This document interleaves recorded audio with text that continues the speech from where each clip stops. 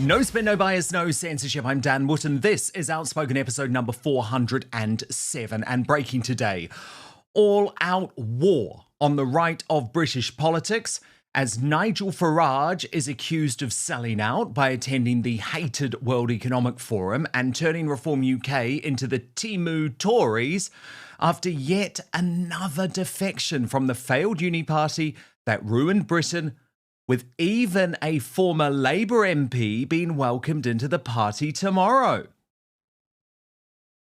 With Robert Jenrick and with Andrew Rosindell, what you're seeing is the centre-right uniting, because so much of the current parliamentary Conservative Party is one nation, centrist. The right is not going to unite. They're going to, frankly, fight to the death. I think, how can you make change and transform politics with the same people that destroyed the country in the first place?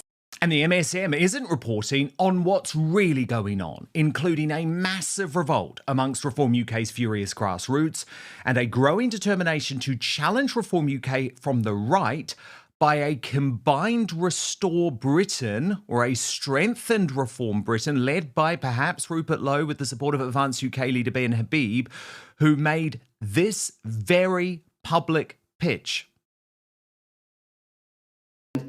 So if Rupert Lowe does set up a new party, we will of course look at it and consider it with all of that in mind.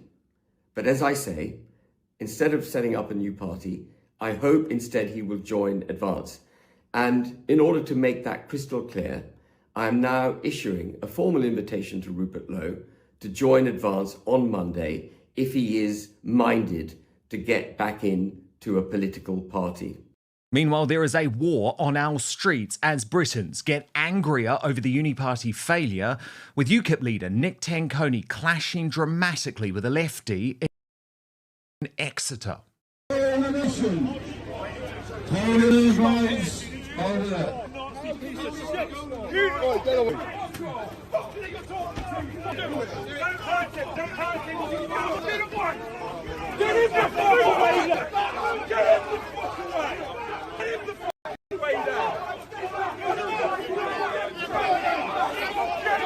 Oh, and by the way, the Andrew Rosindell defection story was broken by a 15-year-old citizen journalist on X and ignored all weekend by the MSM. That teenage independent media star, Charlie Simpson, joins us today alongside the superstar panel. There they are, Christine and Neil Hamilton. Also coming up on the show today, the BBC's Gita Gurumurti literally hisses at the mention of Jesus Christ on the corrupt state broadcaster. And just quickly, who are your heroes? My heroes are Santan Dave, Kendrick Lamar, most of all Jesus Christ. Oh, well, it's lovely to meet you, Daniel Chenjerai. Did you hear that? An actual hiss. And by the way, this leftist has the most shocking form. I suppose, looking at the crowd, it is a very white crowd, mostly.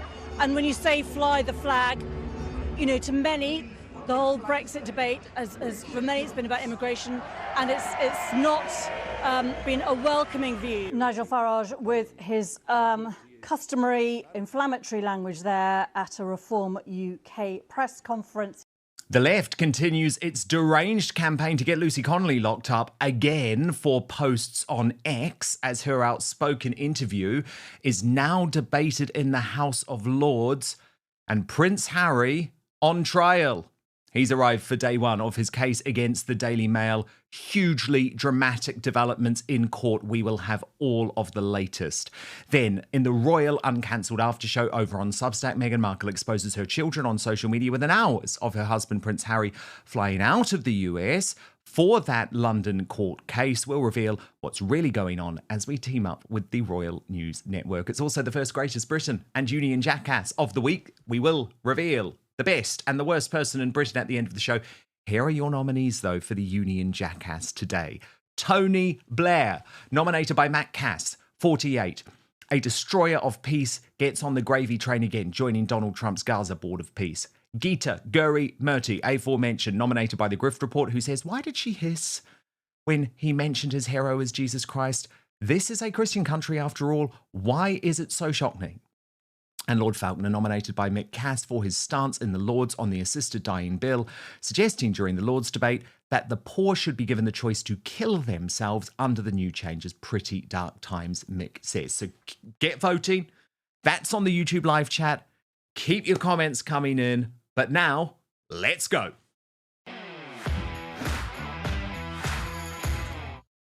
If Nigel Farage really thought that gaslighting patriots was the way to bring the right together, then I have to say he has miserably failed, because I've never seen the right of British politics so hopelessly divided. And the MSM isn't reporting on what's really going on, including a massive revolt amongst Reform UK's furious grassroots and a growing determination to challenge Reform UK from the right by a combined Restore Britain led by Rupert Lowe and Advance UK led by Ben Habib. Now, following the latest defection from the Tories, and I have to say, very good man, Essex MP Andrew Rosindell, Rupert posted, "A rebranded Conservative Party will not save Britain." So there is a war on our streets as Britons get angrier, and a war on the right as Reform UK shifts to the left and transforms by the day into Uniparty 2.0. But first to the streets, because I want to show you what happened over the weekend when the Ukip leader Nick Tenconi said a leftist tried it in Exeter and quickly found out. Tell the nation, hold it these rights, hold it. Get away.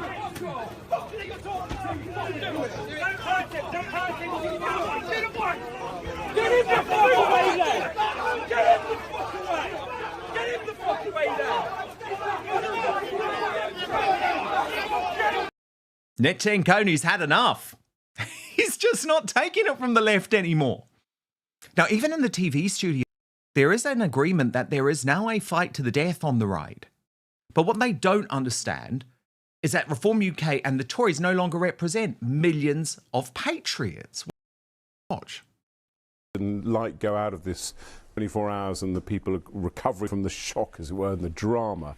It does come down to a fundamental point, which is it's a fight between the Conservatives and Reform for the right of British politics. So the right is not going to unite. They're going to, frankly, fight to the death. What the MSM is missing in this is the fury from the Reform UK grassroots about the Tory and Islamist takeover of their insurgent party.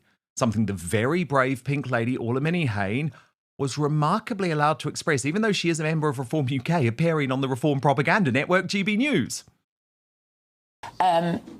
My biggest bugbear is the fact that as a Reform person who has never been in politics before, so I would describe myself as a grassroots person, and I joined Reform 2 years ago because I was absolutely fed up with mainstream politics, with the Tories and Labour. And obviously the Tories before that, and then obviously Labour, and subsequently the disaster that they've been. So for me, it was about joining a political party that was different, that wanted change, that wanted to change the landscape of politics. And I have met hundreds and hundreds of amazing grassroots people that are coming to the party to make change. What I see is an influx of MPs from Tory, which doesn't necessarily sit well with me in some cases, because I think, how can you make change and transform politics with the same people that destroyed the country in the first place? To deal with that, Zia Youssef now embracing a false deadline of May 7th, over 3 months away, for Tory defections. Huge announcement today from Reform. As of May the 7th, no more Tory defectors will be allowed into our party. That means no more Tory MPs, no more former Tory MPs, no more Tory councillors. No exceptions, no ifs, no buts. Nigel has written as such today in the Daily Telegraph. No more Tory defections after May the 7th. That will be the day that the drawbridge is pulled up, the day the lifeboats run out. And I want to say this too. Many Reform supporters, loyal grassroots Reform people, have been corresponding with us, airing your concerns that Reform might end up being taken over by the Tories. And I want to be crystal clear. That is never going to happen. Nigel has addressed those concerns directly today. Nigel has allowed some Tories in because we needed some experience. That is objectively true if we want to turn the country around. But Nigel has drawn a line in the sand of May the 7th. The only Tories who will be allowed in are ones who can be additive with regards to experience. And beyond that, this is a reform grassroots movement. It is your movement. Now, I'm sorry, the whole thing is the biggest joke. Yusuf was a member of the Conservatives until August 2024, after the last election. He stayed through the Boris wave, through the Convid scam, through the vaccine passports, through Sunak, through all of it. So how is he any different? And by the way, proving the civil war behind the scenes at the highest levels of Reform UK, Robert Jenrick made clear this morning, there's no actual deadline, Yusuf. Join Reform, but if you're in another political party, you've got to do it soon. You know, be part of it now when it's really getting going. And so he set a deadline saying, come to us before the May local elections and you'll get a good hearing. If you want to come much later on, perhaps when it becomes, let's hope, increasingly clear that Reform is on course to be the next government, then you're not going to have the welcome that you would have right now. I think that's perfectly justifiable. Reform is going to welcome people with. Meanwhile, the move to the left and increasing Tory defections has seen Reform's poll ratings slump by 5%, while exclusive polling from Find Out Now shows that a party led by Rupert Lowe would secure 16% of the vote in Wales. So it's all to play for. This is not over yet, folks. Reform's numbers are not comparable to Tony Blair in 1995, where New Labour victory became inevitable. Indeed, the defection of Baghdad-born Muslim jab push attack scandal Tory-in-chief Nadeem Zahawi opened up a massive row behind the scenes in Reform UK, prompting Rupert Lowe to vow, when you stand for Parliament for Reform, there will be thousands of us who campaign against you. And this weekend, Ben Habib made clear his growing Advance UK, with its 40,000 party members, hopes to do a deal with Rupert Lowe. Watch. So, if Rupert Lowe has now come round to the recognition that a political party is needed, I hope, instead of setting up a new one, he will join Advance UK, where we would welcome Rupert with open arms. The party was in many ways made in his image. It's got a fantastic constitution. We have 40,000 members, many of whom had never been members of a political party before. We're well capitalised and we're soaking up, as I said, a lot of the grassroots across the country. We are a political force with which the establishment is going to have to reckon. Setting up a new political party would be challenging for Rupert, and he would naturally be challenging us. However, if he does set up a new political party, in the interests of our mission statement, and only in the interests of our mission statement and our membership, and only in the interests of our membership, I would of course look at what he is doing and I would consider what he is up to in order to check that we can deliver our mission statement best either on our own or in some way talking to Rupert Lowe. He then made his pitch to Rupert Lowe abundantly clear. So if Rupert Lowe does set up a new party, we will of course look at it and consider it with all of that in mind. But as I say, instead of setting up a new party, I hope instead he will join Advance.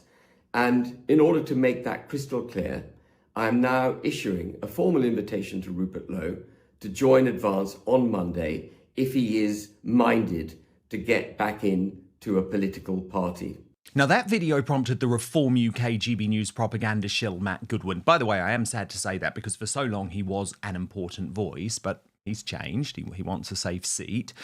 To threaten, if there are people on the right of British politics doing anything other than backing Reform, then all they are doing, all they will be remembered for, is maximising the chance of a Labour Green SNP coalition and in turn facilitating the destruction of Britain. Now, Matt has to say that, right? Because he wants to be a Reform MP, yet at the moment he is out of favour with Nigel Farage because Richard Tice hates his guts. But I'm sorry, it's actual gaslighting rubbish. I'm an independent journalist, Matt, unlike you. And I'm actually going to back what's right. And I'm going to report the truth. That's what I will be remembered for quite proudly, rather than cozying up to one political party no matter what. And the only reason Reform UK has mass deportation policy at all, for example, is because of people to the right of the party applying pressure. Excusing the inexcusable helps no one. But it's driven by personal ambition, just like it is with the Reform propagandist presenters like Alex Armstrong and Miriam Cates over on GB News. I liked Basil the Great's response. He said Reform had the chance to unite everyone under one banner, and they spectacularly blew it, lying about democratising the party, trying to get popular MPs incarcerated on false charges, backtracking on deportations, appeasing Islam, migrants as candidates, don't care about demographic replacement, separatists brought into the party, Nadeem Zahawi, Nadine Dorries, the people who destroyed this country promoted over patriots. Reform could have brought everyone together if it stuck to its original mission statement, and they betrayed us repeatedly. If you want to complain about who has divided this movement, then you only need to look at yourselves. And after Reform's chief whip and his former friend Rupert went to war again over the weekend, I'm talking about Lee Anderson, of course, Carl Benjamin pointed out it would be more convincing that Reform wanted to unite the right if it didn't keep plunging daggers into its own MPs' backs and disowning everyone outside of the Conservative Party. Now, that was sparked after Lee Anderson posted with, in my view, no self-awareness whatsoever, politics and loyalty. Your first loyalty should be to your country, not a political party. Politicians, if you're unsure about this, then we will see you at the ballot box. That's if you're not cancelling elections. But Rupert responded, you spread details to journalists of our private conversation about my elderly dog's death in order to smear my name. I'd rather take lessons on loyalty from a starving rat. Well, Lee hit back. Good morning, Rupert, he wrote. I see you're once again trying to unite the right with your comments. Let's put the record straight and give you a chance to prove your point. There are over 3,000 people who work on the parliamentary estate, and the story about your dog was doing the rounds for months after the whole estate. When the press finally ran the story, you decided to blame me for leaking a story that everyone knew about. Rupert added, you haven't even denied it. Your pet was ill, and we sat in your office and discussed it. I understood how difficult it was, and thought sharing my experience might help. Those types of conversations are just not meant to be leaked to journalists. It is filthy. And a little bit of background for you, the journalist in question was a woman called Charlotte Griffiths. She's the editor-at-large at the Mail on Sunday, who had just so happened to appear on Lee Anderson's GB News show before she broke the story. See what I'm saying? Now, sensible guy, John Joe Jones, got involved, just a great member of the public, a great patriot, saying, the country needs you both. To which Lee Anderson said, I completely agree. The country needs to be rid of Labour and the Tories. Constant bickering and the trolling of like minds solves nothing and creates division on the right of politics. I will say no more on the matter other than I have nothing to hide. Let's concentrate on putting our country first. But I mean, come on. It is a ludicrous position to take when it is Reform that is going to war with people on the right, with me, with Tommy Robinson, with Ben Habib, with Rupert Lowe, all former supporters. Well, it's, in my opinion, because Nigel doesn't actually want real change. What else could explain him rocking up this week to the World Economic Forum's Globalist Fest in Davos, an organisation that Reform at the last election vowed to reject? If you want to know how much Nigel Farage has changed and is now captured by globalists, just look at his own words from 2024 when he posted, Reform UK will reject the influence of the World Economic Forum and cancel Britain's membership of it. This week, he's going. He's joining the club. As Father Calvin Robinson put it, nail in the coffin, just another globalist shill. How can, with all of this going on, with all of the Tories joining the party, Reform UK now reject the criticism that they have become the TEMU Tories? I mean, last night, Nadeem Zahawi welcomed his old friend, Andrew Rosindell, who announced on X, I now believe that the Conservative Party is irreparably bound to the mistakes of previous governments and unwilling to take meaningful accountability for the poor decisions made over so many issues. Moreover, the views and concerns of constituents such as mine in Romford have been consistently ignored for far too long. Following a conversation earlier this evening with Nigel Farage MP, I have therefore agreed to join Reform UK as its 7th Member of Parliament. It is clear to me that Reform UK is now the only political movement that is genuinely willing to fight for the best interests of the United Kingdom. Farage welcomed him in front of the MSM at Westminster today. I think with Robert Jenrick and with Andrew Rosindell, what you're seeing is the centre-right uniting, because so much of the current parliamentary Conservative Party is one nation, centrist. I mean, frankly, half of them would fit very neatly into the Lib Dems. And when it comes to policy, well, some will argue, well, Kem is now saying all the things, Nigel, that you would agree with. Well, there's some truth in that, but they didn't do any of them in 14 years in power, despite repeated manifesto promises. So it really is an issue of trust. So I believe what we're doing is genuinely uniting the centre-right, and the last few days have been a significant step towards that. But there's an extraordinary twist to this story. This story first broken over the weekend by, there he is, the 15-year-old citizen journalist Charlie Simpson, who runs the increasingly influential GB Politics account on X. Now, he had posted exclusive. MP Andrew Rosindell has reached an agreement to defect to Reform UK. The Romford Member of Parliament has come to an arrangement with Reform UK leader Nigel Farage regarding his defection to the party. Negotiations between the two have been ongoing, yet X-readers, and shame on them, added this community note. The author, who is 15 years old, is an unreliable source who has previously been community noted after making similar false claims in October 2025. Sky News was told these were not true. Rosindell previously said, "I'm staying as a Conservative MP."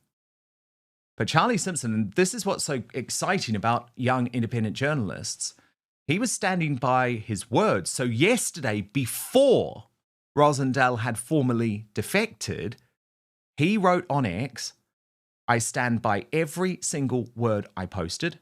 Hand on heart, my sources are solid, trusted people, and I can promise you the story is 100% real, not made up." Yesterday, Rosindell's office manager rang me and absolutely lost it down the phone, screaming and shouting in a very aggressive way, demanding I take the post down. It was obvious they were trying to pressure me into saying I'd lied so Andrew could get ownership of his constituency office sorted.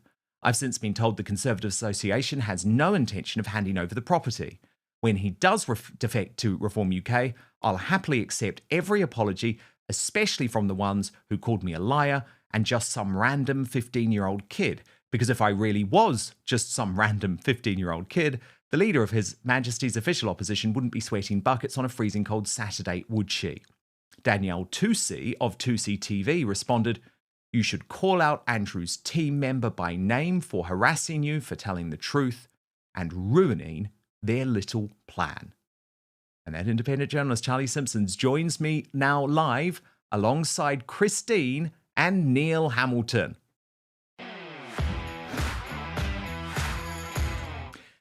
Great to have you all with us. Charlie Simpson, I mean, this was astonishing, completely astonishing, the fact that you broke a huge story of national political significance and every single member of the scum media completely ignored you.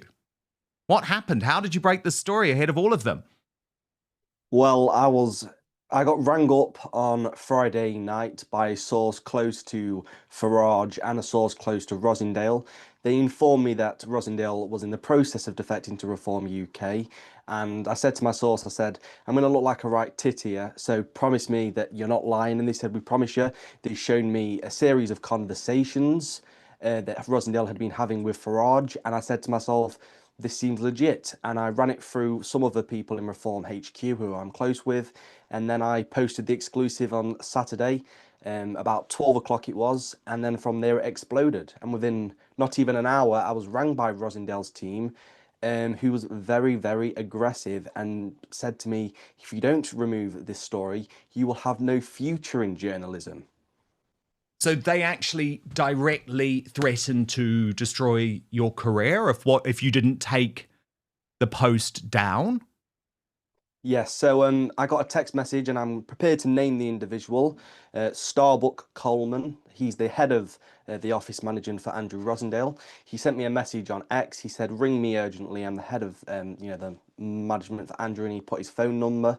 So I was actually, I just came from being somewhere, so I couldn't record the call. But I rang him and I said, are you wishing to give an official statement? What's it? And he said, remove this story now. This is lies. We've had the chief whip on the phone and he's going to suspend Andrew from the party in the next hour time, and you're causing us so many issues. And I said, hold up. Can you speak to me with a nicer tone, please? And he says, remove the story now, please. And I went, still not going to do it.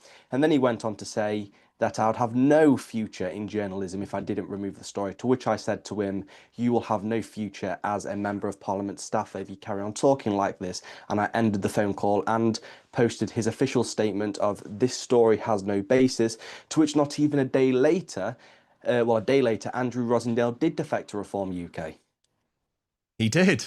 You were completely right. I mean, congratulations for standing your ground. Christine Hamilton, this is pretty extraordinary, isn't it? And does it not show how the MSM are dying this very slow and painful death? Because here was a great scoop that they simply refused to follow up because it was broken by a 15-year-old independent journalist on X. I love it. I think it's incredible because it shows they're completely irrelevant. Well, I wouldn't say completely irrelevant, becoming more and more increasingly irrelevant. That's the thing. Well, we know Andrew very well indeed. He's a close friend of ours. So let's just say this was no surprise at all. I mean, he's been on the cusp for a long time for obvious reasons. I think probably, I don't know what happened because I haven't spoken to Andrew about it. I didn't know that we were going to be on with Charlie until fairly recently. But I think what happened was when who's the fellow who's just gone? Jenrick. When Jenrick was suddenly expelled and had to jump quickly, he wouldn't have jumped when he did if he hadn't been expelled from the party. I think Andrew could see the same thing happening to him, and he didn't want to be expelled from the party. And I mean, Charlie, well done. You shot their fox because you revealed it before he was preparing to reveal it himself. Quite why you got such a angry response down the line, I don't know, because if somebody says something about you that is about to be true and you know it's about to be true, you have to be a bit careful what you say, and calling somebody a liar is shall we say, tricky. But I mean, no, Charlie, well done you. My view would be that you've got a great future in journalism. Absolutely. I appreciate that very much. And Charlie, what's your take because obviously you also run this GB Politics X account, which is becoming one of those influential accounts that very often tracks breaking news. Do you agree with me that there seems to be a disconnect between the mainstream media and the real right, including the Reform UK grassroots, who are increasingly delusional? I mean, I know, for example, you were previously a part of Reform UK, but found yourself thrust out of the party because of your support of Tommy Robinson. Yes, that's happened, and I completely agree with what you're saying there. People are becoming out of touch with the mainstream media as well as Reform UK, in my opinion, and I hate to say this, is not the party which is going to save this country. They're more interested in taking on, the likes of failed Tories, such as Nadine, whatever his last name is, I don't understand root, I'm not going to pronounce it. Sorry, yes, Zahawi. They're prepared to take on the people that ruin this country. And with GB Politics, we say we're impartial because we are impartial in some form. We, report all levels of the politics playing field. But it's important that there's this news site now, which is actually becoming challenging Reform UK on all of its stuff. Not challenging, but actually pushing out the news which we see certain news account like to avoid doing so. So, the mainstream media is dead. We are now the media, and Reform UK is not the party to save the country. 100%. Now, Neil Hamilton, what's your reaction to this claim that Nigel Farage is now turning Reform UK into the TEMU Tories? Effectively, he has capitulated. He's now going to the World Economic Forum. What's going on? Is Reform UK now just Uniparty 2.0 in your view? What's TEMU? TEMU is sort of like a really cheap and tacky retailer. I know what that TEMU is. I thought it was like MAGA, stands for something. TEMU. Oh, if it's that TEMU, yes, no, very tacky indeed. Well, I've never heard of it, of course, but That's me with my finger on the pulse as ever.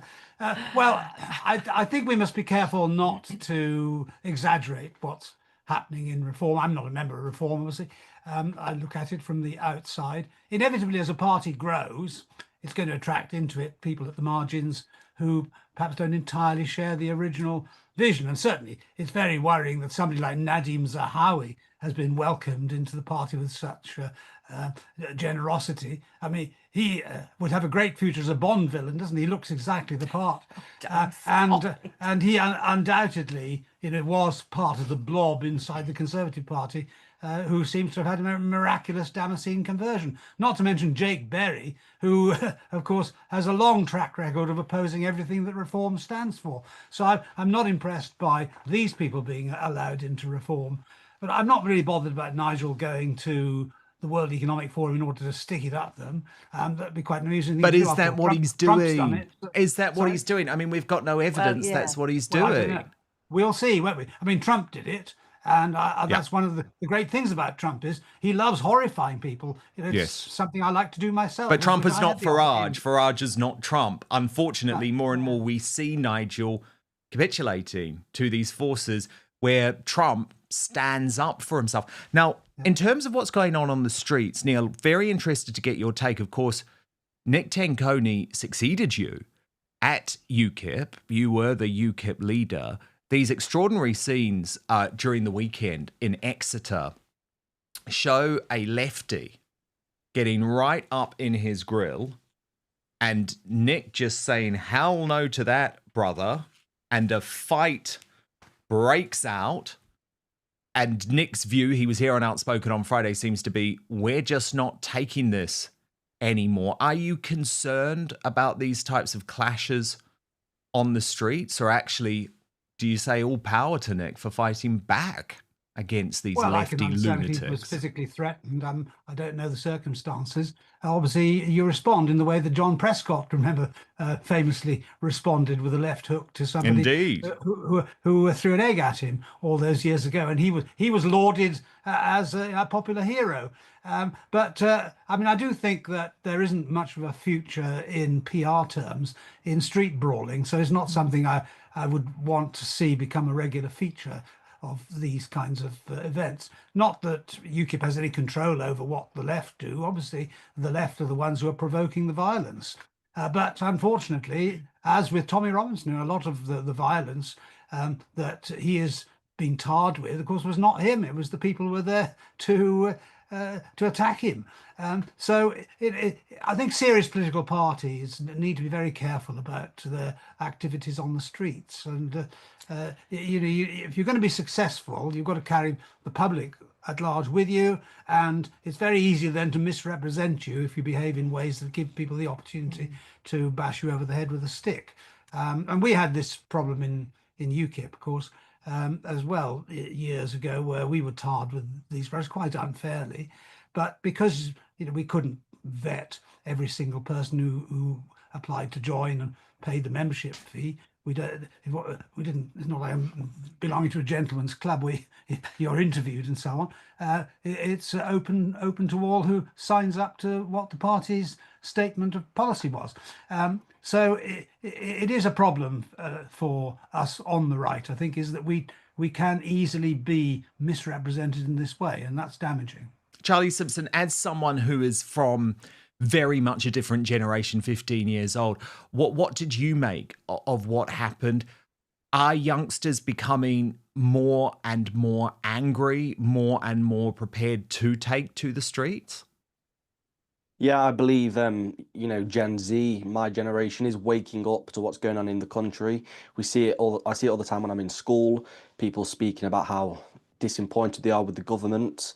And I think people are starting to go to these, street rallies, led by the likes of, UKIP and Tommy Robinson. And that's because, young people want change, and it's their future which is being basically chucked away by, the likes of this Labour government. So yes, I believe young people are going to start taking to the streets in more numbers as well, and we will see an increasing amount of young people voting for the likes of Reform UK and or Rupert Lowe at the next general election. Christine Hamilton, what do you make of this idea of the right needing to unite? Ben Habib saying quite clearly he is open to a discussion with Rupert Lowe.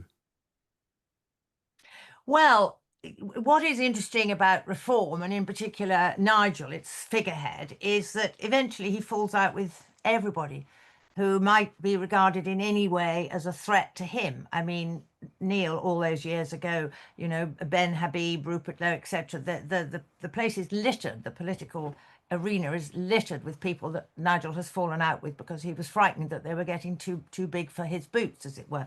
That, if I may say so, is the big difference with Andrew Rosindell, because Andrew, unlike Jenrick and Zahawi, etc., Andrew has no ego.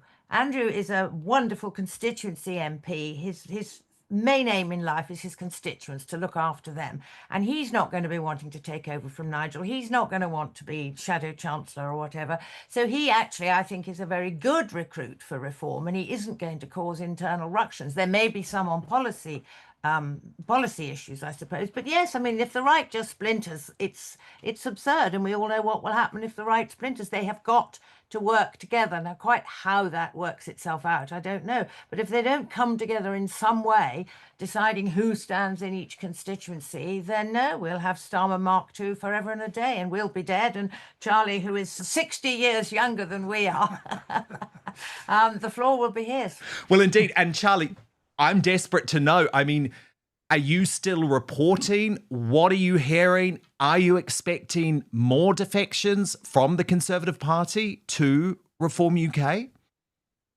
So, obviously, as we know, this Zia Youssef and Farage have set this May 7th deadline for the defections. I can say now that they're not intending to stick to that deadline. They are preparing to take as many as they can, and if that goes over, that goes over. But at the moment, I can exclusively reveal that 5 Conservative MPs are preparing to defect to Reform UK. They're in talks with Nigel Farage. Tonight, Kemi Badenoch is holding a meeting with all of the Conservative MPs regarding the concern that more are going to defect. And as I can say, 5 are preparing to defect, and one of them 5, being Suella Braverman, has officially opened the conversations with Nigel Farage, and she shall be defecting very soon in the next few weeks, or if not, just before the May 7th alleged deadline. Well, you heard it here first. You heard it here first from Charlie Simpson. Look, huge congratulations, Charlie. Christine, come in. I just feel, I feel quite strongly, it's the D word, it's democracy. And I feel that everybody who switches parties should jolly well stand in a by-election. Totally. Completely agree. Dear friend Andrew, he would walk it. If he stood for Reform in Romford, he would walk it. But they all should do that. Jenrick, etc., etc. You cannot just switch parties. It's not your job to do that. It's not what you were elected to do. They were elected as Conservatives, and if they want to stand for Reform, they should jolly well put that to the test. Absolutely. And Nigel Farage used to believe the same thing. But look, congratulations. Congratulations to Charlie Simpson. I think it's brilliant. I've followed your career over the past couple of years. I know you had a real tough time. You are very young. I do worry about people getting into the rough and tumble of this game at just 15. It's very, very young. I hope you look after yourself. Don't take it too seriously, especially the trolling and that type of thing. But the fact is, you broke a great story. You were completely pilloried.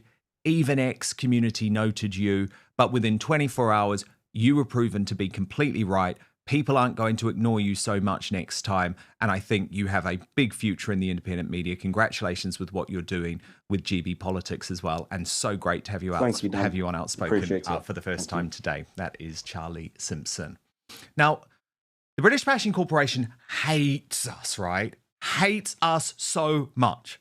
And we know that. We know that they are completely removed from the day-to-day lives. They know that they do not believe that the United Kingdom should have Brexited. We know that they do not believe that the United Kingdom is a Christian country anymore. And actually, I'm going to be frank, they don't believe that the United Kingdom should be a majority white country either. And one of the worst people in the mainstream media is this woman, Geeta Guru Murthy. She is not a broadcaster of the old school in the impartial mode. She is an activist who likes to keep her political ideology into every single report she makes. She should have long been sacked from the British Bashing Corporation. And by the way, yes, she is the sister of Krishnan Gurumurthy, the Channel 4 news presenter. So let's just say they think in the same way within that family. But over the weekend, there was international outrage, quite rightly, as Geeta Gurumurthy quite literally hissed. She hissed, she went, sss, the moment a young man said that alongside some trendy young rappers, one of his heroes was Jesus Christ. If you don't believe me, listen for yourself.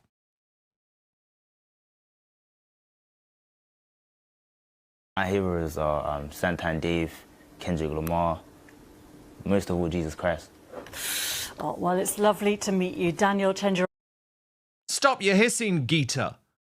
Now, of course, as this went viral, she had to try and clap back, posting on X. I've seen there's some discussion about the end of my interview with DC3 this week. For the record, I was simply breathing in before moving to end the interview. To suggest anything else is just untrue, helpfully copying in BBC News. Well, I call bullshit on that. And here's the thing. If Geeta Gurumurthy wasn't a paid-up leftist, wasn't an activist broadcaster, then perhaps I would give her the benefit of the doubt in this case. But her track record is very clear. Do you remember when Nigel Farage decided initially that he wasn't going to run for Clacton? And she responded live on air in this way.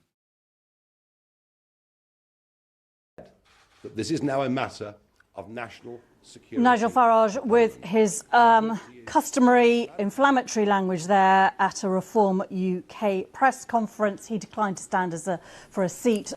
Well, at least she didn't hiss that time, but she may as well have.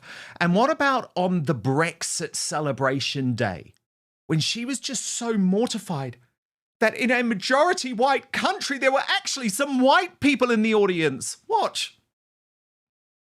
Great. Today we've seen so many Union Jack flags flying. That is fantastic. Do you know what? Up until now, we've been ashamed to show those flags. Why can't we wave our flag and be proud? Be proud to who we are. That's what it's about. I suppose looking at the crowd, it is a very white crowd mostly. And when you say fly the flag, you know, to many, the whole Brexit debate, as for many, it's been about immigration, and it's not been a welcoming view for many who are not white, who are not British. How terrible. White people! Awful! Awful, Geeta. I know it shouldn't be allowed, should it? Let's just listen to a little hiss once more. And just quickly, who are your heroes?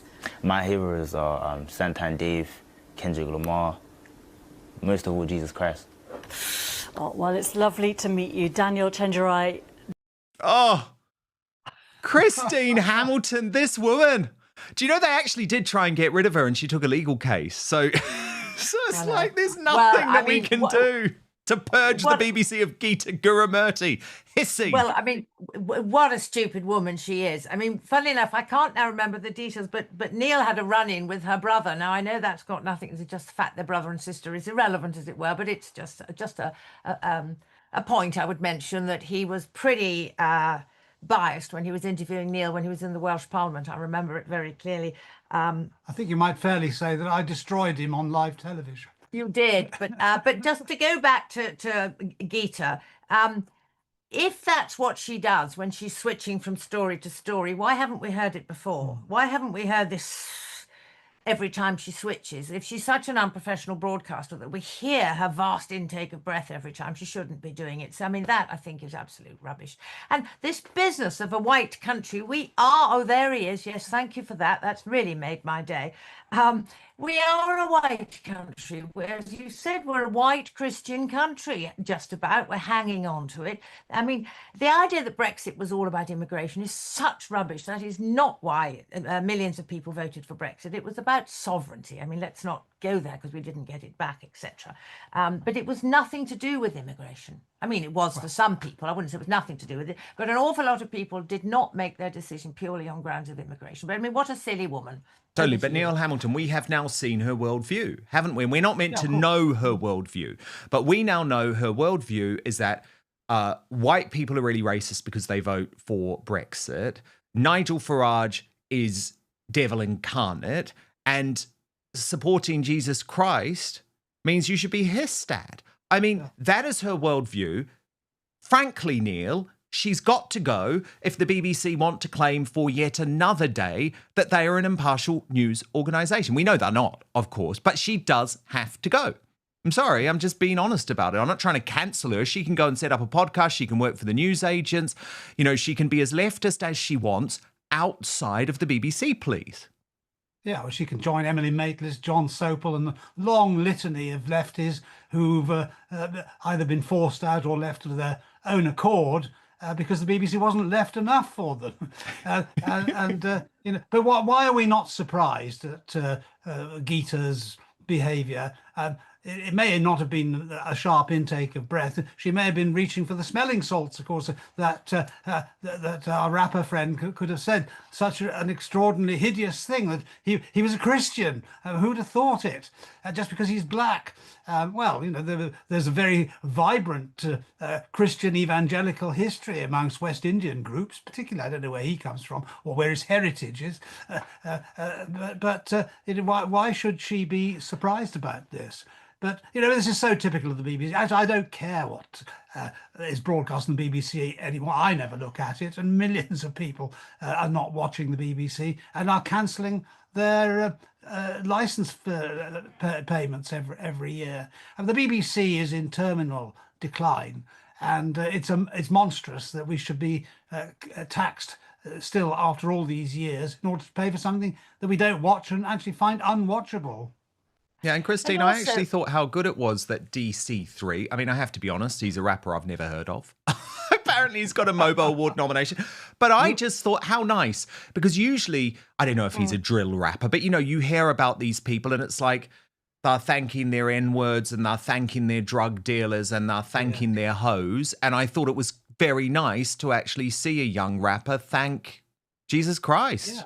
Yeah, I couldn't agree more. And just to go back to... what's her name, Geeta.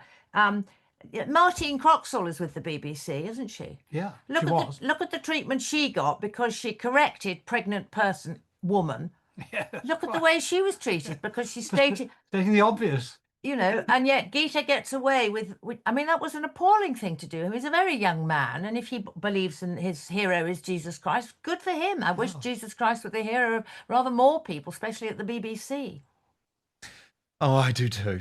Oh, I do too, Christine. Honestly, I despair. I really do. Well done to DC3. Don't despair. The 15-year-olds of the world are an inspiration to us, aren't they? Yeah, indeed. You've got DC3, you've got Charlie Simpson breaking all of the big news in the independent space. Actually, maybe these youngsters are giving us a bit of hope. Can you believe that Lucy Connolly is now under such hardcore attack by the left in this country that they want to send this poor woman back to prison? Back to prison. Simply because she is posting her thoughts on X, on social media.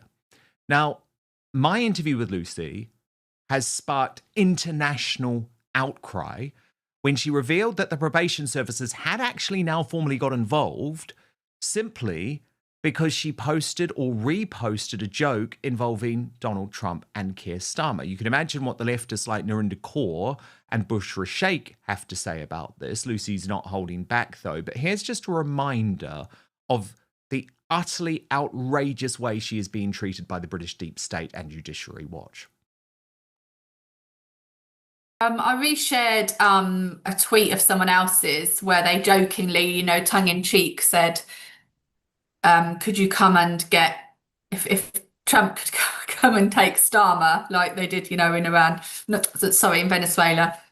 And apparently that somebody called probation and said they were very offended by this post and it's inciting violence. What? So I got apology. Yeah, so apparently post... Sorry, just to clarify, this is really important, Lucy, because it shows you the madness of the system. So sorry, this is a joke post made by someone else, not even authored by you, but retweeted by you, which makes the gag, which we saw all over social media. It was hilarious. And let's be honest, a lot of us actually feel this way.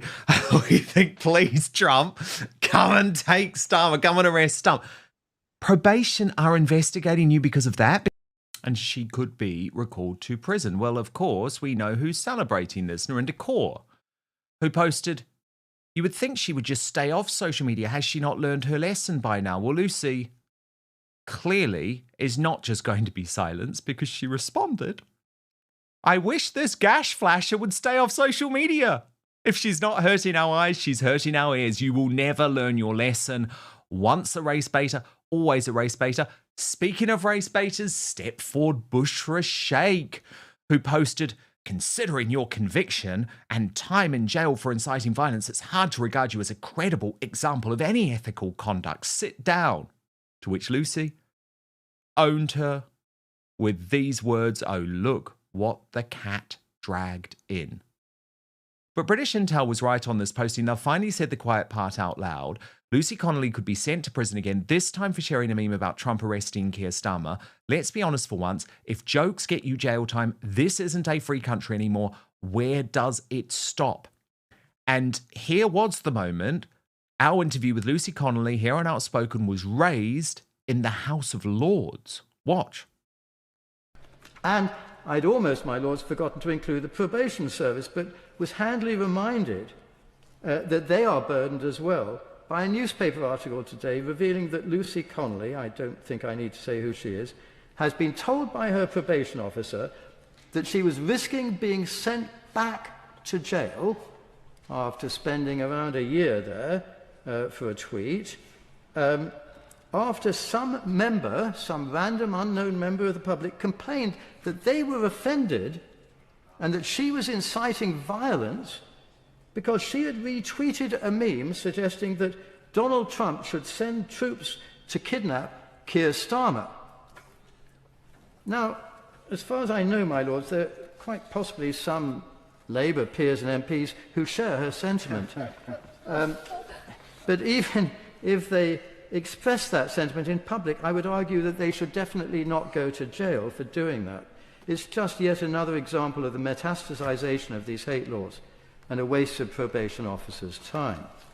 Well, of course it is. But the UK is becoming an international pariah because of the way we treat white women who are fighting back against the system. What about Eva Vardenbroek, who has now been banned from entering the UK by Slippery Starmer? Now, she followed up our exclusive interview here on Outspoken with a very powerful interview with Tucker Carlson. Watch this.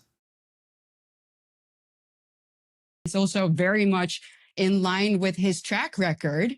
And I suppose it proves my point, that the UK is on a path to become a very unfree country where dissident voices are criticized, people are thrown in jail.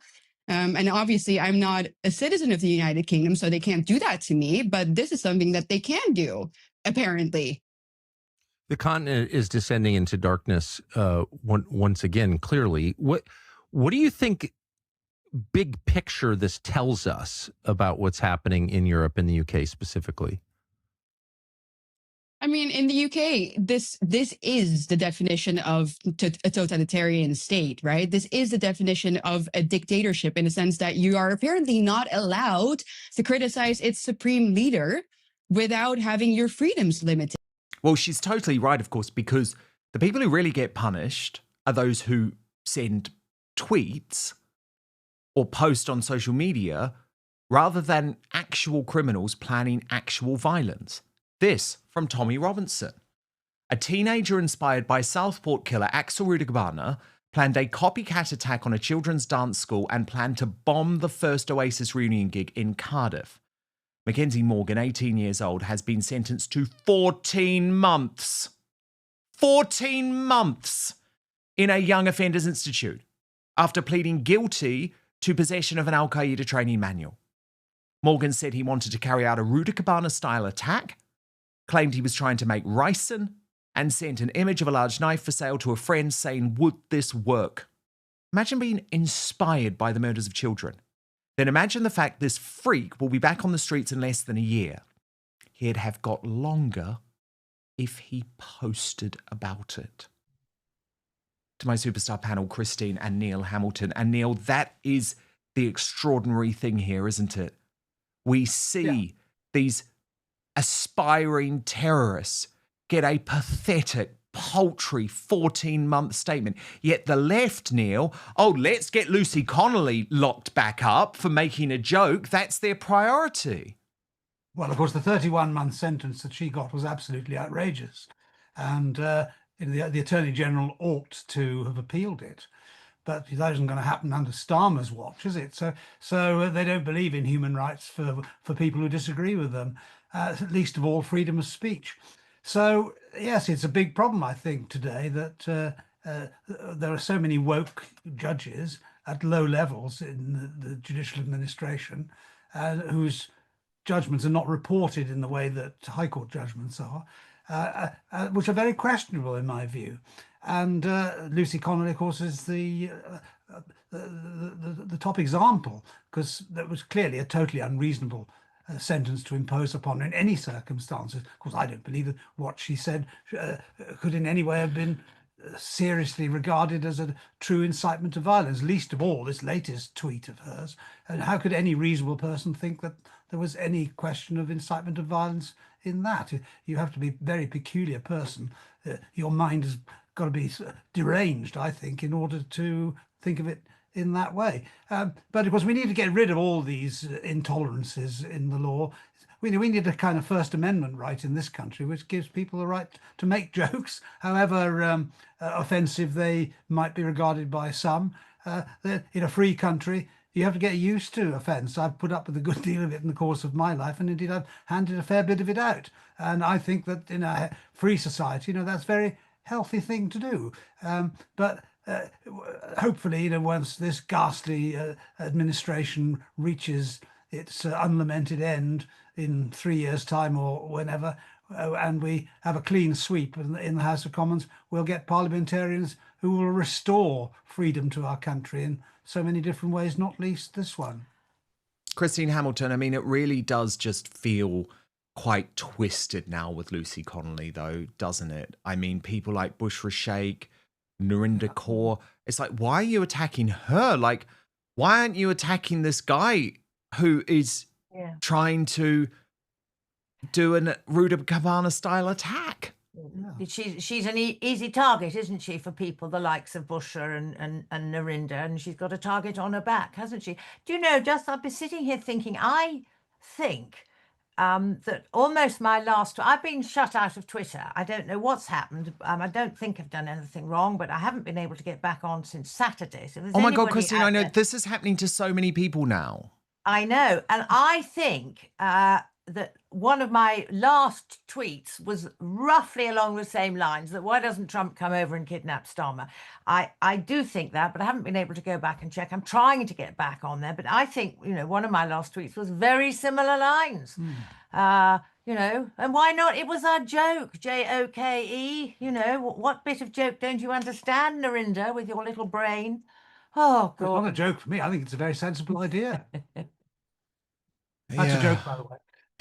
Do be careful, or we'll all be jammed up. But Christine, did you get what I seem to see happening on X is you're sort of tricked? Did you get some, like I know Gwaine Towler of Reform UK, he was tricked by some sort of fake post from another famous follower like Benjamin Butterworth saying, oh, you've got to vote for me. Like, did you get something like that? No, I didn't get that. And I mean, I know about that. We've set up a little sort of WhatsApp group of people who've been banned or whatever for Twitter. No, I got an email, which I think was a genuine email from Twitter, to say that the email account next to your name associated with the email address associated with your account is now something at Yane or something I'd never heard of, Yane or something, Yane. And since then, I haven't been able to get in. I've gone through all the business. I've emailed all the places I should, this, that, and the other, and I've got absolutely no joy at all. We're working on it. I mean, it's not a right-wing thing. I thought for a moment it might be a right-wing thing,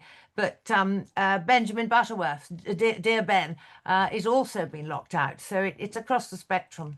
Get Brit Bashwalax back on X. Yes, absolutely. Come on. Yes, please. Elon Musk, what are you doing? Elon, it does worry me. It does worry me because lots of people I know seem to be losing their accounts, and you build up all of those followers and all of that support over such a long time. It should not be so difficult to get your ex account back. That is utterly nuts. Breaking today, the Daily Mail journalists who Prince Harry is accusing of illegal activity are fighting back. So, day one of this dramatic court case versus Associated Newspapers began with Harry arriving looking, let me just be totally frank about it, 20 years older, follically challenged, and miserable. I'd say that's what trying to get people imprisoned probably causes you. But what's so interesting is that the two women who he is specifically targeting are pretty famous in the world of royal reporting. First, Rebecca English. She is the royal editor to this day of the Daily Mail newspaper. She met Prince Harry, had a personal relationship with Prince Harry in the past, certainly a professional one anyway. And now he says she's a criminal. This was Rebecca English recently reporting on the Daily Mail's royal show, Palace Confidential. Of the Invictus Games in my role as a royal correspondent when Harry was a working member of the royal family. And Richard's right, they are absolutely amazing events. And it just feels, I don't know, it feels to me slightly distasteful that, you know, the amazing efforts of these men and women are kind of being used as a pawn in a kind of, you know, a public game between father and son, which is why I think, you know, very strongly, I know people within royal circles believe this is something that should be addressed between them privately. Well, in a bombshell email exchange revealed by Harry's slippery and slimy lawyer, David Sherborne, in court today, Harry appears to expose Rebecca English as a liar, as someone who was attempting to blag using illegal information exactly which seat of a plane his then girlfriend Chelsea Davy was on. The second is a woman called Katie Nicholl. I'm a big fan of hers. Very lovely woman. Recently has recovered from cancer. A regular on shows like Piers Morgan and GB News and Talk TV. Now, Harry also says that she's a crim, or Harry's legal team say she's a crim. Katie Nicholl responds saying, "No, Harry, you invited me to come and party with you." But in case you're not familiar with who Katie Nicholl is, watch this. I mean, Katie, where do we begin? How shocked are you by these revelations? I think after the sort of the Netflix documentary, you sort of thought, what else is to come out? I think I said that, didn't I? Now I'm feeling really silly because I didn't think that he was going to go anywhere near where he's gone. I mean, I completely agree with what Matt's just said. I mean, I've done this job now for nearly 17 years. You know, he's not the first member of the royal family to write a book, but he is certainly the only member of the royal family to have written a book this explosive. I mean, those bombshells just come thick and fast. And I think we've almost become oversaturated by Harry and Meghan and this narrative. There's just so much of it. But actually, if you try and just forget the docuseries, and if you try and put that Oprah interview to a side and you just come into this book, the idea that a senior member of the royal family would write a book like this, I mean, I would say is unthinkable. Okay, so these are the two women who Prince Harry is specifically trying to destroy. Remember, in the past, he has tried to destroy Piers Morgan. He wants police to reinvestigate and get him locked up. He's also tried to destroy me with spurious and false claims. Now, I say this right from the start, and I hold my hands up here. I am going to be covering this trial all week without fear or favour. We will have a special edition of Outspoken live on Thursday as Prince Harry testifies. We will also feature analysis from Tom Sykes in court, Lady Colin Campbell, Lauren the Insider, and the Sidley twins, plus the Royal News Network. But when it comes to me personally here, I have absolutely no problem with calling out both sides. I think it's abhorrent if reporters for the Daily Mail and the Mail on Sunday were breaking the law and accessing private information in order to reveal scoops. Despite Prince Harry's false claims about me, he tried to suggest that I broke the story of Megxit by paying a public official. It was bullshit. It was a total lie. He sent a pre-action letter. He had to withdraw because I would have beaten his ass in court, because I have only ever reported using totally legal methods. And I, hand on heart, swear today, just like I swore on oath when I gave evidence to the Leveson inquiry, never hacked a phone, never used a private investigator, never used blackguards. It's not what I do. It's not what I've ever done. So if the Daily Mail did indeed use these horrendous practices against Prince Harry, I think that is appalling. At the same time, I would argue that Prince Harry's conduct is completely driven by revenge, and based on the Daily Mail's fight back, it was actually his friends who were blabbing a lot of truth about him because they were sick of him. And trust me, I know that to be the case. Certainly in my case, I don't know in terms of Rebecca English and Katie Nicholl, but I do want to take you through the other side. So look at this. Lawyers for Prince Harry say his friends were a good source of leaks, which does very much suggest that Harry was being sold out by people in his inner circle. Lawyers for the Daily Mail publisher said these friends would even tell journalists what he got up to in his private life. His lawyers claim some of the information in the articles in the Mail and the Mail on Sunday was obtained through unlawful means such as voicemail interception and paying inquiry agents to blag private information. The publisher strongly denies the allegations. Its lawyers argued in court documents that the articles were sourced entirely legitimately from information variously provided by contacts of the journalists responsible, including individuals in the Duke of Sussex's social circles, press officers and publishers, freelance journalists, photographers, and prior reports.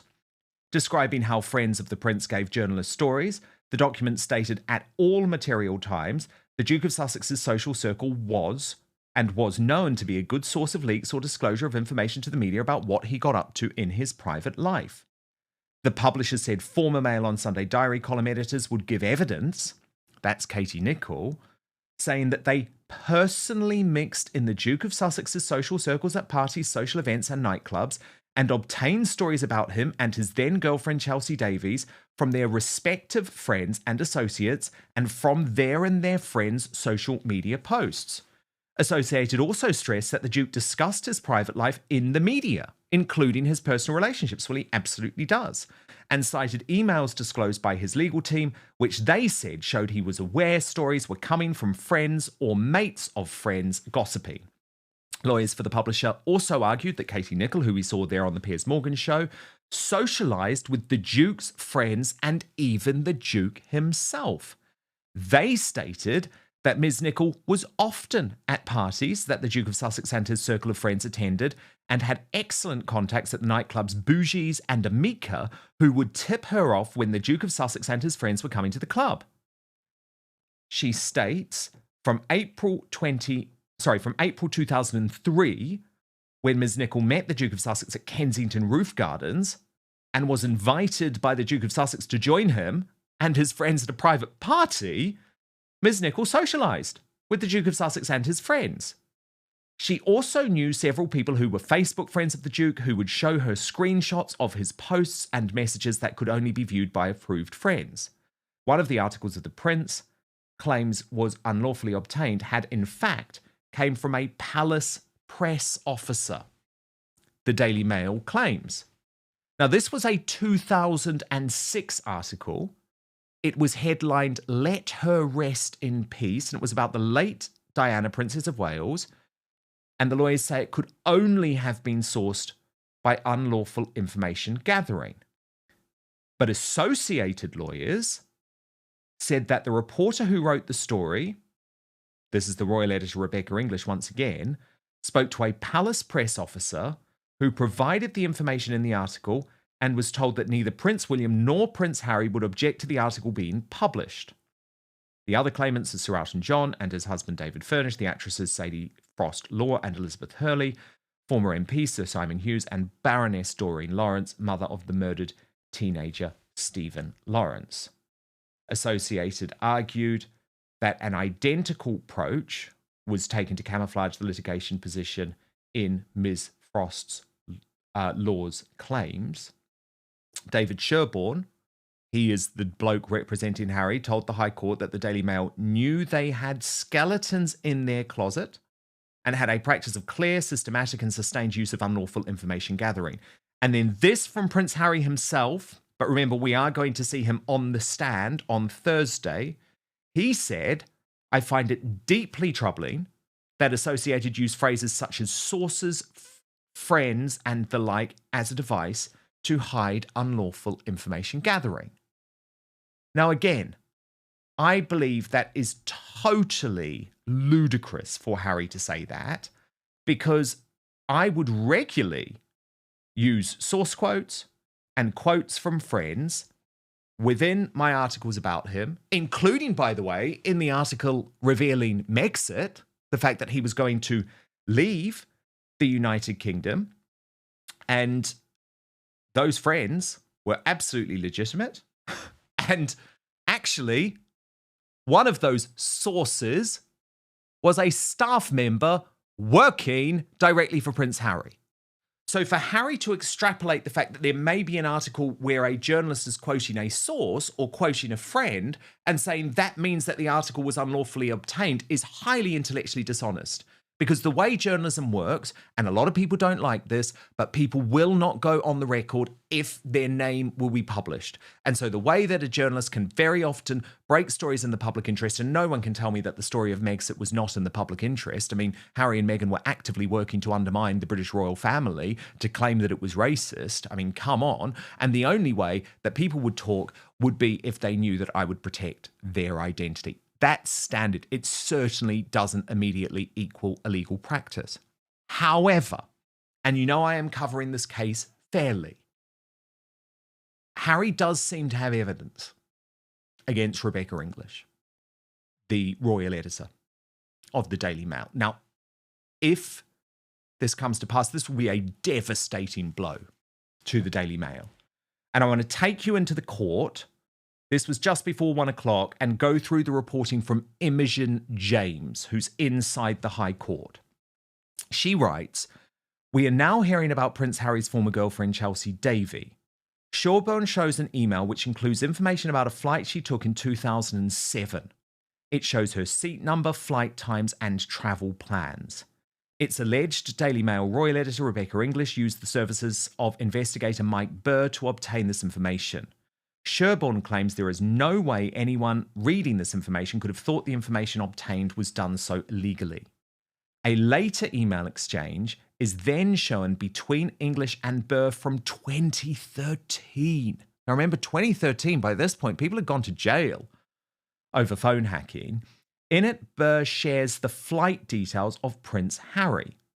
English acknowledges this, and Sherborne says she knows perfectly well what he's doing, referring to the alleged blagging by Burr. Sherborne notes that Prince Harry travelled using a pseudonym. This would make it much harder to find any information about his travel plans. English then names Prince Harry's protection officer. Burr replies with the details of the flight, showing the number and times. Now, that is, if on email, and if this information is being paid for, certainly hard to add up to Rebecca English's previous witness statement, where she claimed this information had come from a source, and that some of the information in regards to Chelsea Davy had come from a source of hers close to university. So let me bring in Christine and Neil Hamilton on this. Now, look, the first thing I want to say, Christine, is that this is day one of the trial. And you know, because you two have both been caught up in lots of nasty legal cases over your time, that this is the day where David Sherborne gets to outline his case. So, of course, it's going to look pretty bad for the Daily Mail today. And then tomorrow, we'll get to hear much more from their lawyers, their defense. And so certainly at the moment, the coverage is stacked towards the claimants, towards Harry, towards David Sherborne. At the same time, Tom Sykes of the Royalist blog was in court today and said, I thought this case was going to be a disaster for Prince Harry, but on day one, the evidence against the Daily Mail does look stronger than first thought. What's your take, Christine, on what went down in court?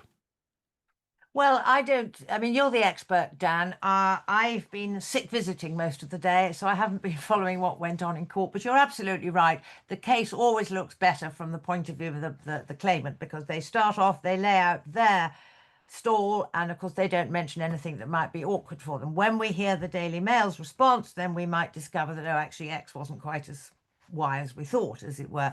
But nobody in a million years supports sort of illegal hacking, etc. that went. I mean, we were the subject of that. We have a very nice letter in our loo from the News International apologising, etc., etc. And we had a nice cheque to bank all those years ago. So we know what it's like. It's horrible. I'll tell you, this is not a serious answer to your question, but my overwhelming feeling was, oh, come back, Chelsea Davy. This was all pre-blooming Meghan. And, you know, if only the Chelsea hadn't had cold feet and decided she couldn't cope with it, and who can blame her? But I mean, if only she'd gone through with it, then we wouldn't have had all the Meghan business. But I think it's absolutely true that, I mean, I know several of Harry's friends and erstwhile friends, they're no longer friends because they couldn't accept Meghan. They said what they thought about Meghan, and that was that. They were cut off without a shilling. So I'm sure friends have done quite a lot of talking. It, you know, a court case is a forensic experience, and it will all be gone through with the most boring, unbelievable, fine-tooth comb detail. And I just hope at the end of the day we get to the truth. But Neil's the lawyer, so what do you think? Well, I obviously wasn't in court, so I have no idea. And I don't know what evidence the Daily Mail is going to adduce to undermine the claims that are being made by Prince Harry. I must say, considering that this is a mega expensive case where the costs are likely to approach 40 million quid, can you believe, if it lasts the full 9 weeks that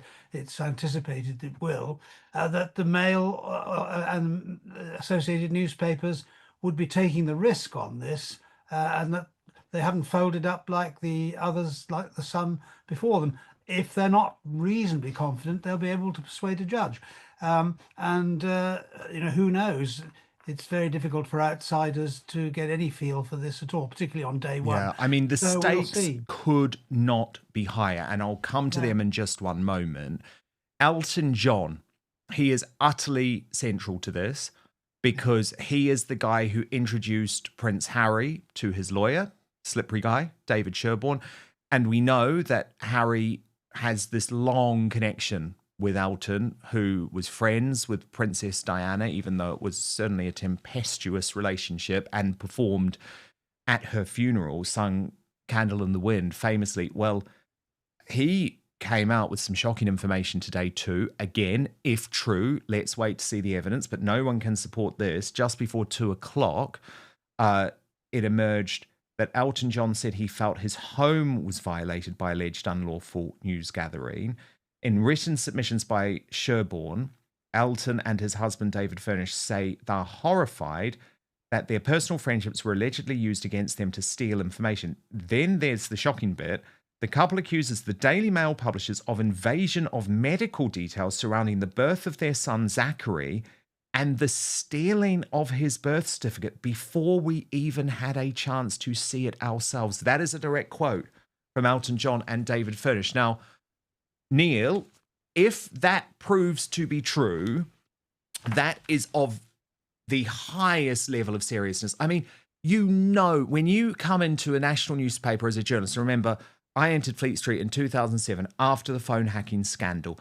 It was abundantly clear where the legal and moral lines were. And in the United Kingdom, even the thought that you try and write something about someone's private health information or that you access medical records or something like that, it's like, you know, there's no passing go. You're going straight to jail.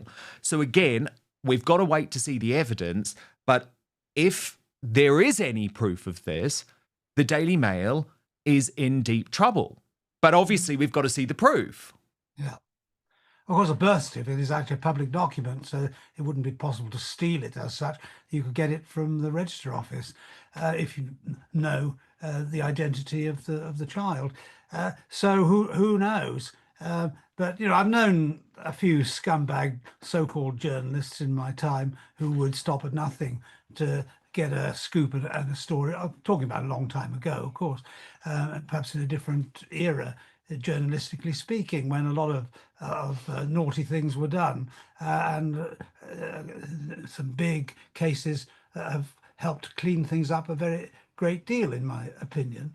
But it does seem to me extraordinary that the Mail is continuing so vigorously with its defence if they're not reasonably confident that what they've got is going to undermine the case against them. Who knows? Of course, you get caught up in legal proceedings, things happen, you can't control the process. You've no idea what people are going to say in court, actually, what new issues and lines of argument, evidence are going to appear, which were not anticipated in the first place. But the thing is, Christine, it's a highly random process. But in some ways, the Daily Mail has to take this punt, though, because if they lose, but likewise settling would have included some type of admittance of illegal activity. Now, remember, for News UK, which is the owners of The Sun and owners of the former newspaper, The News of the World, and for Trinity Mirror, which owns the Daily Mirror and the Sunday Mirror, there has long been an acknowledgement of widespread illegal activities within their companies. Okay, News UK say it happens at News of the World and not the Sun. Yeah, right. Do you know what I mean? They were all at it years ago. Before I was at any of these newspapers, they were all at it.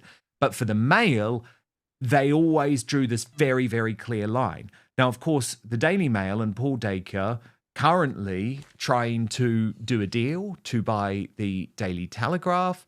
There would obviously be pressure for the police to open up criminal investigations if the Daily Mail had indeed lied in its submission to the Leveson inquiry. I mean, you could argue the very future of the Daily Mail as a media company in this country is on the line with this case. So that's why Harry, even though I think he is making a big mistake personally, because look at him. I mean, the toll this is taking on him, he's aged about 20 years. This is not a fun thing. But he views himself as a dragon slayer. Yeah. That his age, he's living with Meghan, for heaven's sake. That's aging. True. Good point.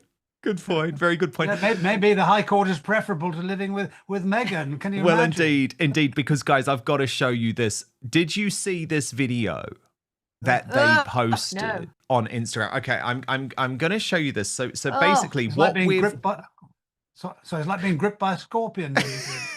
Yes, well, what we've done. Well, it was actually the Sidley twins, my friends, the brilliant Sidley twins of Twin Talks.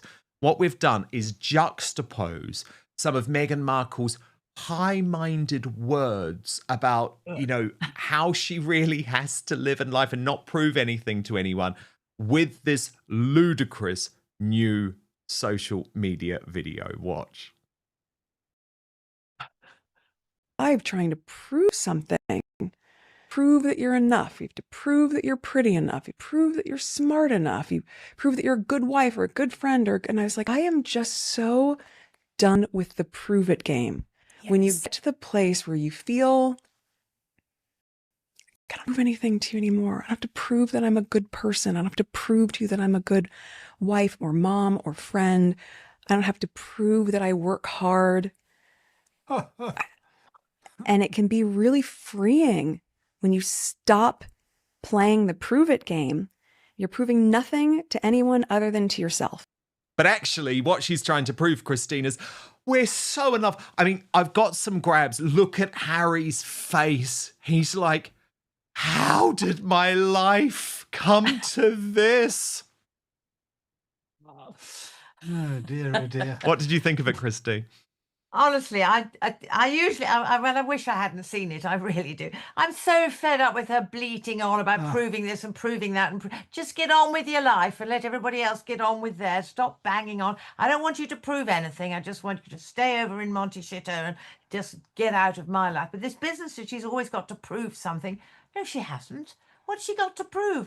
She hasn't got to prove anything. I've got to prove I'm a good mum. I've got to prove I'm pretty, or whatever she said. Yeah, she's got to prove she's a hard worker, and I think that'll take some doing. It's pathetic. It will. Absolutely pathetic. But look, I know a lot of people find this case trying, and I get it, but it is important. There is a lot at stake here. Harry's reputation is on the line, and the Daily Mail's reputation is on the line. There is, but supposing Harry loses, where's he going to find 40 million? 100%. I mean, it could. I mean, there is insurance, but there is only insurance to a certain extent. So there's a lot on the line for these people. But look, the big day is Thursday.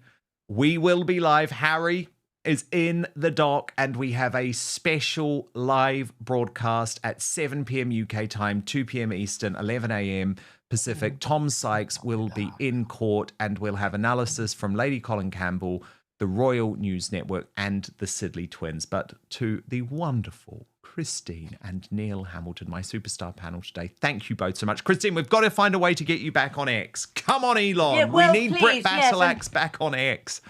I feel as though my right hand's been cut off. Yeah. Not because I use it all the time. No, but you need it. News.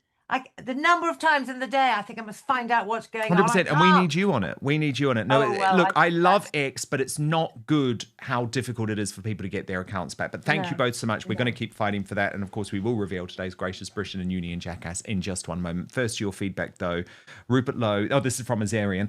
Rupert Lowe should join Advance. The fact Ben is so accommodating shows that he is the one that wants what's best for the country, not his ego. Susan Daltrey. Thank you, Susan Daltrey. She says, funny, Ben, how Rupert doesn't want anything to do with Advance. Why, after all this time, has he not gravitated towards you? Niche said it's going to be a generic and Yusuf leadership battle. That's to succeed Nigel Farage. I think that is absolutely true. Karen E says, as much as I love Rupert, I will not abandon Ben Habib. Rupert, please join Advance. And against animal abuse says, Farage, a turncoat in a flat cap, wax coat wearing fox hunting lover who also had a bank account used by the Royals. What the F has that got to do with the working class? Shut up, Nigel. You sound like Stammer. Okay, let's get to today's Greatest Britain and Union Jackass. A reminder of the nominees. Geeta Guru Murty. She is the BBC presenter who hissed. You saw her hiss, didn't you? When that rapper, DC3, said, one of my heroes is Jesus Christ. Well, if you're at the BBC, that is a very bad thing. Tony Blair, and he was nominated by, let me tell you, Geeta Guru Murty, I've got to say, was nominated by Matt Cass. Nominated by The Grift Report. Tony Blair was nominated by Matt Cass for being a destroyer of peace, but yet again getting on the gravy train by joining the Gaza Board of Peace. Tony and Lord Faulkner, nominated by Real McCass for his stance in the Lords on the assisted dying bill. So let's get to your results. In third position with 7% of the vote, Lord Faulkner. The runner-up with 28% of the vote, Geeta Guru Murty. But today's Union Jackass, the worst Briton in the world today with an overwhelming 65% of the vote, it is the former British Prime Minister, Tony Blair. And today's Greatest Britain, nominated by Coastal Pat 875, Ben Habib, who says, finally voicing that he's open to collaborating with Rupert Lowe. Come on, this is what we need, and we need it now. And let me just tell you, I sat down for a very special interview with Ben Habib for his Fearless podcast. It was released yesterday. You can find it by searching for Ben Habib on YouTube, or if you just look at my YouTube channel, you will see it is in the section titled YouTube Appearances on my homepage. And I would love you to subscribe to my YouTube right now if you don't mind just having a little look and checking that you are subscribed.